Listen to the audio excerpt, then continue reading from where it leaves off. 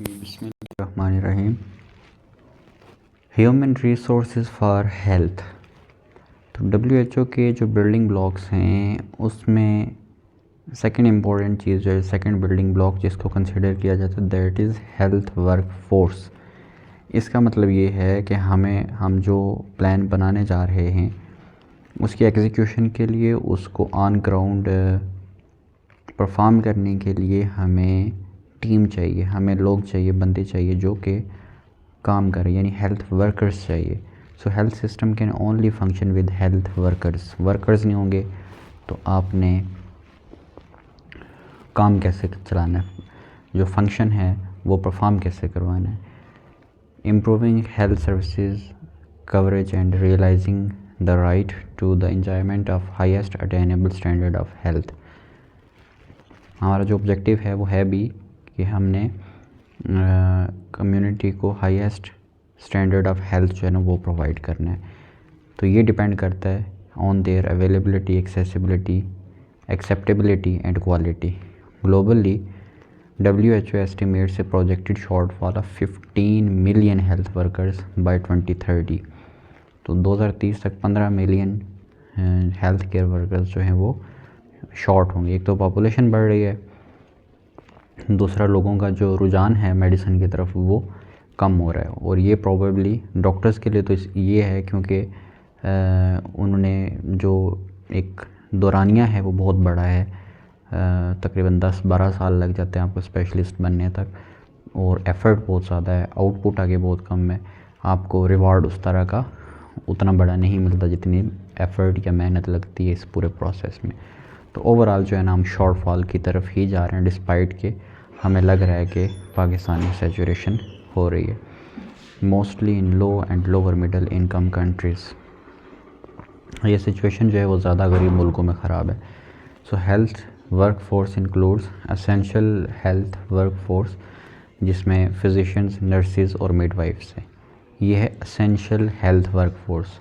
जो बाकी लोग हैं वो एडिशनल होते हैं, वो दूसरे कैडर्स में आते हैं जिनमें डेंटिस्ट हैं। तो ये लोग जो है ना वो एमरजेंसी सर्विसेज तो प्रोवाइड नहीं करते, लेकिन कहीं ना कहीं ये हेल्थ सिस्टम में अच्छा खासा कंट्रीब्यूट करते हैं। So they are not considered the first liners but they are included in the second cadre, second line of defence. इसके अलावा फार्मेसी होती है, laboratory, environment, public health, community and traditional health, health management and sport and all other health work force categories. तो जितने भी लोग हैं वो चाहे हेल्थ के साथ डायरेक्टली लिंक्ड हैं और इनडायरेक्टली लिंक्ड हैं, वो वर्क फोर्स का हिस्सा है। तो फ्रंट लाइन के ऊपर डॉक्टर्स, नर्सेज और मिडवाइफ्स, और बाकी जो लोग हैं वो सेकंड लाइन ऑफ डिफेंस एक तरह की बनाते हैं। हेल्थ वर्क फोर्स के चैलेंजेस क्या हैं पाकिस्तान में? तो Pakistan has one of the world's lowest ratio of doctors, dentist, nurses and paramedics to population. Other pressing issues include maldistribution of HR, retention, and low workplace satisfaction level. This results in significant staff turnover and brain drain at all levels.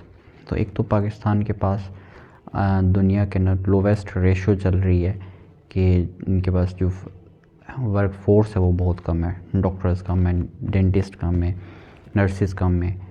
और दूसरी तरफ जो दूसरा बड़ा issue है वो है mail distribution human resource की, यानी कुछ ऐसे इलाके हैं जहाँ पे बहुत ज़्यादा एक्सेस है डॉक्टर्स की या हेल्थ वर्क फोर्स की, और जो पेरिफेरीज हैं ख़ास तौर पे वहाँ पे जो हेल्थ फैसिलिटीज़ हैं या हेल्थ वर्कर्स हैं वो जाना प्रेफर नहीं करते। वहाँ पे अगर कोई जाता भी है तो वो रिटेन नहीं रहता, और इस तरह से जो वर्क प्लेस सेटिस्फेक्शन है वो भी बहुत कम है, और जैसे ही कोई बेहतर अपॉर्चुनिटी मिलती है तो वो मूव कर जाते हैं। अब इसकी वजह से स्टाफ जो है ना उसका टर्नओवर होता है और ब्रेन ड्रेन होता है। लोग बाहर जाना प्रेफर करते हैं, ख़ास तौर पर डॉक्टर्स जो हैं वो UK, यूरोप की तरफ मूव करना बेहतर समझते हैं। Professional education in health is suboptimal and curricular do not reflect modern techniques, international standards और लोकल रिक्वायरमेंट्स। तो इस तरह से हमारा जो तालीमी मयार है वो भी सब ऑप्टिमल है, वो भी up to standard of global health नहीं है। देन हेल्थ प्रैक्टिशनर लाइसेंसिंग का एक बहुत बड़ा इशू है, लाइसेंस के रीन्यूअल का बहुत बड़ा इशू है, और इम्प्रूव्ड क्वालिफ़िकेशन और कॉम्पिटेंसी या परफॉर्मेंस के हिसाब से ये चीज़ें लिंक्ड नहीं हैं। इंस्टीट्यूशनल लेवल्स जो हैं गॉजिंग के परफॉर्मेंस को मेजर करने के वो बहुत वीक हैं। Coverage by community health workers is stagnant and their numbers and quality are below required standards. तो गाइडिंग प्रिंसिपल्स क्या हैं? ये हमने चैलेंजेस तो देख लिए कि हमारे पास एक तो फोर्स है ही बहुत कम, जहाँ है वहाँ पे उसके मेल डिस्ट्रीब्यूशन है, और वहाँ पे उसको ज़्यादा देर हम रिटेन भी नहीं कर पा रहे, ब्रांड ड्रेन हो जाता है, लोग चले जाते हैं, सेटिस्फाई नहीं होते, मैकेनिज़्म अच्छा नहीं है, क्वालिटी ऑफ एजुकेशन अच्छी नहीं है, लाइसेंसिंग का तरीकाकार अच्छा नहीं है, और बहुत ज़्यादा क्वेकरी भी है, जो कि हमारे सिस्टम में एक बहुत बड़ा चैलेंज ये भी है कि वो बहुत सारे ऐसे लोग हैं जो अनट्रेंड हैं, अनप्रोफेशनल हैं, और उनका तिब के साथ कोई डायरेक्ट वास्ता नहीं है, लेकिन वो प्रैक्टिस कर रहे और जालसाजी के ज़रिए इस सिस्टम का हिस्सा हैं। तो गाइडिंग प्रिंसिपल्स क्या हो सकते हैं? promote the right to the enjoyment of the highest attainable standard of health। हमारा पहला प्रिंसिपल ये है कि हमने जो हाईएस्ट लेवल है हेल्थ का, जो स्टैंडर्ड हमने सेट किया है, उसको अटेन करना, और राइट टू एन्जॉयमेंट जो है उसको प्रोमोट करना। Provide integrated people centred health services divide of stigma and discrimination. किसी भी तफरीक के बगैर हमने people centred health services provide करनी है। हेल्थ सर्विसेज लोगों के लिए बनाई जाती हैं, पॉलिसीज़ लोगों के लिए, आवाम के लिए बनाई जाती है, वो उनके ऊपर आवाम का हक़ है, और तमाम तर पॉलिसीज़ और सर्विसेज लोगों को देखते हुए, आवाम को देखते हुए बनानी चाहिए और उन्हीं तक डिलीवर करनी चाहिए। एक इंटीग्रेटेड मुनज़्ज़म तरीक़ाकार राइज करना चाहिए जो कि उन सर्विसेज को वहाँ तक पहुँचाए। foster empowered and engaged communities, uphold the personal, employment and professional rights of all health workers, including safe, decent working environments and freedom from all kinds of discrimination, coercion and violence. Eliminate gender-based violence, discrimination and harassment. जो gender discrimination की जाती है उसको eliminate करना, violence को और harassment को। Harassment की क्या डेफिनेशन है? हम कब कहेंगे कि कोई भी चीज़ जो है वो हैरेसमेंट के ज़ुमरे में आती है? तो रिपीटेड अनवांटेड अनडिज़ायर्ड कॉन्टैक्ट। तो according to our vice chancellor doctor Shahzad, अगर मोर देन 3 टाइम्स हो, रिपीटेड हो कॉन्टैक्ट, अनवांटेड हो, अनडिज़ायर्ड हो, तो हम इसको कह सकते हैं कि वो हैरेसमेंट के ज़ुमरे में आता है। But it must be repeated. ऐसा ना हो कि एक दफ़ा का वाक़या हो और बस उसको हैरेसमेंट लेबल कर दिया जाए। Then promote international collaboration and solidarity in alignment with national priorities। अपने जो मुल्क की सतह के ऊपर हमने प्रायोरिटीज़ सेट करनी है या पॉलिसीज़ बनानी है, उनको हमने, उनकी जो कोलैबोरेशन है या वो जो स्टैंडर्ड है वो हमने इंटरनेशनल लेवल का सेट करना है, और हमने जो प्रमोट करना है वो इंटरनेशनल सतह के ऊपर करना है अपनी पॉलिसीज़ को और अपने जो प्लान्स हैं। Ensure ethical recruitment practices in conformity with the provision of WHO Global Code of Practice on the International Recruitment of Health Personnel. Mobilize and sustain political and financial commitment and foster inclusiveness and collaboration across sectors and constituencies. Promote innovation and use of evidence। जो जिद्दत है उसको अहमियत देनी चाहिए, उसको promote करना चाहिए, और जहाँ पे एविडेंस है आप उसको इस्तेमाल करें। HRH एक्शन प्लान फ्रेमवर्क जो है ये ह्यूमन रिसोर्स मैनेजमेंट सिस्टम जो इसके मुख्तलिफ जो कंपोनेंट्स हैं या प्रिंसिपल्स हैं, जिसमें पॉलिसी है, फाइनेंसिंग है, एजुकेशन, पार्टनरशिप, लीडरशिप, ये सारी चीज़ें जो हैं सिचुएशन एनालिसिस, प्लानिंग और मॉनिटरिंग एंड इवैल्यूएशन, एक साइकिल के थ्रू ये सारी चीज़ें हमने इम्प्लीमेंट करनी है ताकि इम्प्रूव करें हम हेल्थ वर्क फोर्स को, और उससे क्या होगा कि हमारे जो हेल्थ सर्विसेज हैं वो बेहतर होंगी, उनमें इक्विटी आएगी, इफ़ेक्टिवनेस आएगी, एफिशिएंसी आएगी और क्वालिटी इम्प्रूव होगी। HAF action fields HR management system, personal systems, workforce planning including staffing norms, recruitment, hiring and development, work environment and conditions, employee relations, workforce safety, gender equity, job satisfaction and career deployment development, HR information system integration of data sources to ensure timely availability of accurate data required for planning, training, appraising and supporting the workforce, performance management, performance appraisal, supervision and productivity। Then leadership आ जाती है, तो support HRH campaigns and advocates, capacity for leadership and management at all levels, capacity to lead multi sector and sector wide collaboration, strengthening and professional association to provide leadership among their constituencies. Then partnership है, तो mechanism and processes for multi stakeholder cooperations, inter ministerial committees, health worker advisory groups, observatories, donor coordination groups. तो इसका मतलब ये हो गया कि हमने मुख्तलिफ सेक्ट्स के साथ जो पार्टनरशिप है वो बिल्ड करनी है, चाहे वो गवर्नमेंट के लेवल पे, मिनिस्ट्रीज़ के लेवल पे हो, चाहे वो NGOs के लेवल पे हो, एडवाइजरी ग्रुप्स के लेवल के ऊपर हो, या इवन को जो डोनर्स होते हैं, जो डोनेशंस देते हैं, वो जो ग्रुप्स होते हैं उनके साथ कोऑर्डिनेट करना, एक पार्टनरशिप बिल्ड करना। फिर इसी तरह से आपका जो प्राइवेट सेक्टर है उसको बिल्कुल भी इग्नोर नहीं कर सकते, उसको उसके साथ लिए चले बगैर आप आगे नहीं बढ़ सकते और ना ही आप हेल्थ सिस्टम को इम्प्रूव कर सकते हैं, क्योंकि आपके हेल्थ सिस्टम का एक मेजर पोर्शन जो है वो प्राइवेट सेक्टर कवर कर रहा है हेल्थ डिलीवरी सिस्टम में।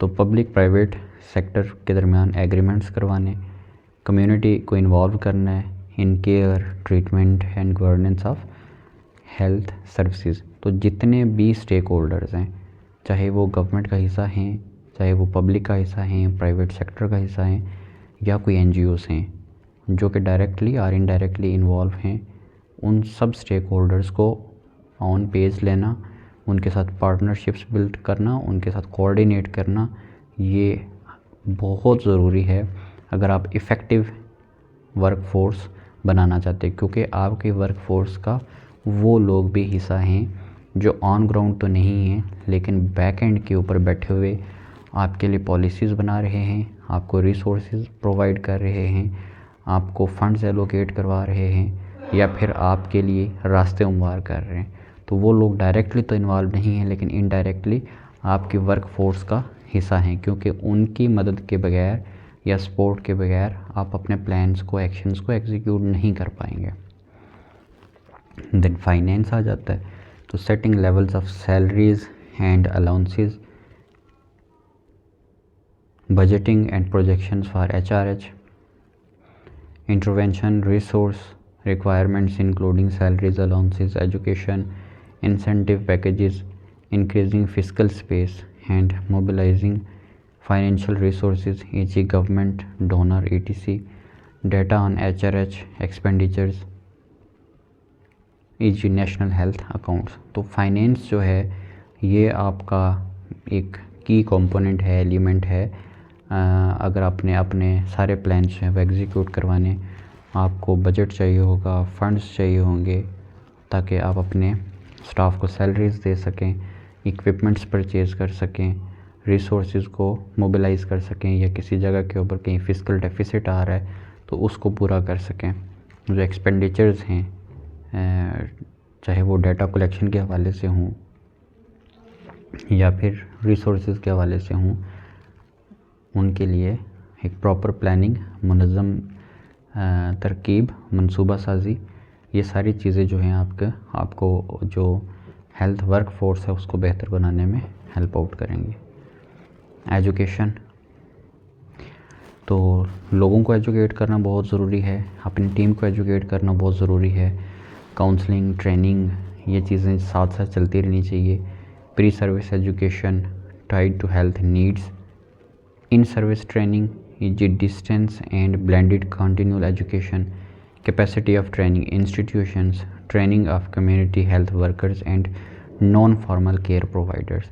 तो सब की जो है ना किसी न किसी लेवल के ऊपर ट्रेनिंग करते रहनी है, चाहे वो सर्विस में हूँ, सर्विस से बाहर हूँ, कम्युनिटी का हिस्सा हूँ या वर्क फोर्स का डायरेक्टली हिस्सा हूँ, टीम का हिस्सा हूँ, उन सबको उनके लेवल के ऊपर एजुकेट करना ज़रूरी है। ये आपकी जो हेल्थ वर्क फोर्स है उसको एफिशिएंट बनाएगा, उसके ऊपर जो बर्डन है, जो लोड है उसको कम करेगा और उसके रिज़ल्ट में आपका जो एक्शन प्लान होगा उसकी एग्जीक्यूशन में इम्प्रूवमेंट आएगी।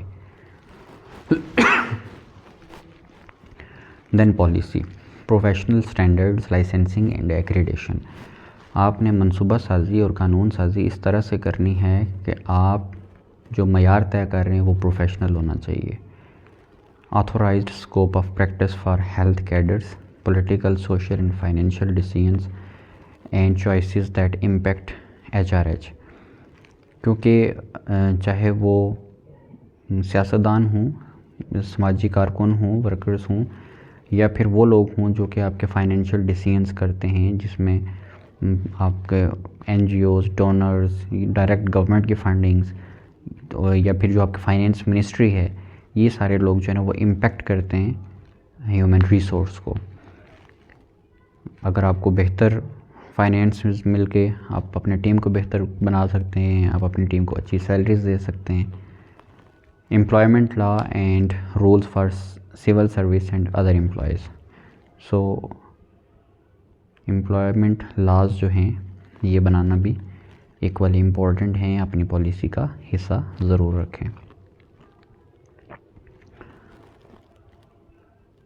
देन ये जो साइकिल है इसको हम अगेन कुछ ऐसे स्टेप्स हैं जो रिपीटेडली हम हर जगह पे उस प्लानिंग साइकिल को इस्तेमाल कर सकते हैं, जिसमें सिचुएशन एनालिसिस है, प्लानिंग है, इम्प्लीमेंटेशन है, मॉनिटरिंग एंड इवैल्यूएशन है। तो जो हमारी हेल्थ वर्क फोर्स होगी उसको इस साइकिल से हमने गुजारना है। Results, focused planning and practices, ये जो क्रिटिकल सक्सेस फैक्टर्स हैं कंटेंट रिलेटेड, अब हम उनको देखते हैं। तो उसमें results, focused planning and practices, HRH strategies and actions aim at achieving measurable improvement. System linked alignment, HRH strategies are harmonized with relevant components of health system, for example monitoring and evaluation, supply chain or financing. Then knowledge based आप decision making करें, decision making reflects the best available documented HRH experience. Learning oriented perspective होना चाहिए। Views के indicate use of monitoring and evaluation to identify lessons learned and best practices to share in country and globally. Innovative solutions, आप नए हल ढूंढें problems के, creativity दिखाएं। There is openness to exploring new solutions to overcome chronic HRH issues. जो पुराने बड़े मसले हैं उनके लिए आप नए और जिद्दत वाले जो सॉल्यूशंस है वो ढूंढ सकते हैं, उनको यूटिलाइज़ कर सकते हैं। Comprehensive and integrated approaches, HRH strategies and activities are informed by interact with and cut across health sector as a whole using a holistic approach even if starting in one area. Then country-led initiatives, HRH improvement that are carried forward by the country rather than external partners, government-supported actions A commitment by government to support actions that contribute to a sustainable health workforce. Multi-sector engagement by all sectors relevant to building the health workforce, जिसमें आपका finance आ जाता है, education है, public private providers हैं, ये सारे आपके health workforce में कंट्रीब्यूट करते हैं। तो इस तरह से आप मल्टी सेक्टर इंगेजमेंट आपकी होनी चाहिए ताकि इंटर सेक्टोरियल कोऑर्डिनेशन को मेंटेन किया जा सके, सब लोग आपस में मिल के काम करें। मल्टी स्टेक होल्डर्स इन्वॉल्वमेंट, तो जितने भी इंटरेस्ट ग्रुप हैं या स्टेक होल्डर्स हैं जो कि उस एक्शन प्लान का हिस्सा हैं, जिनमें एनजीओज़ हो सकती हैं, पेशेंट ग्रुप्स हो सकते हैं, जो प्रोफेशनल एसोसिएशंस आपके हो सकती हैं या डोनर्स हो सकते हैं, सब जो हैं इन सारे स्टेक होल्डर्स को आपने इन्वॉल्व करना है, अपने डोनर्स को अलाइन करना है। फिर जेंडर सेंसिटिविटी बहुत ज़रूरी है। Gender differences accounted for in analysis and department of HRH strategies. Health workforce outcome के इंडिकेटर्स क्या होंगे?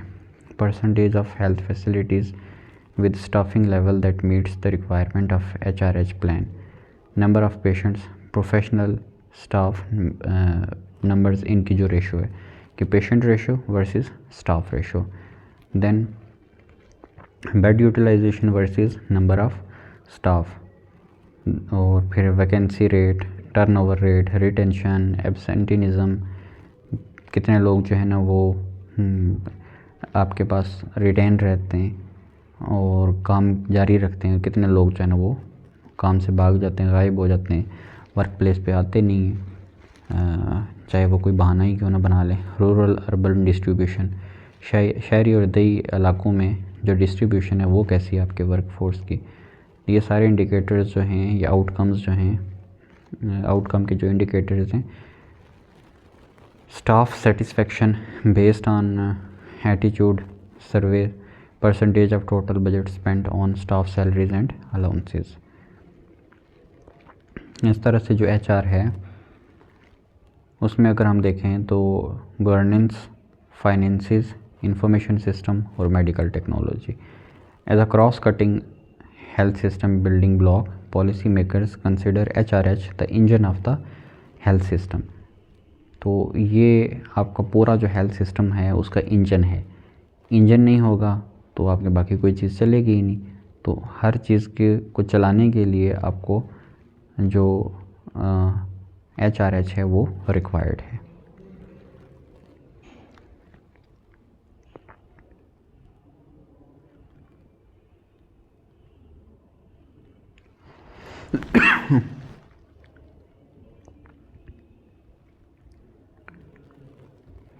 इन स्लाइड से आपने बस गो थ्रू कर लेना है। कुछ इम्पॉर्टेंट चीज़ें होती हैं, वाइटल स्टैटिस्टिक्स होते हैं जो इंटरनेशनल लेवल पे चल रहे होते हैं।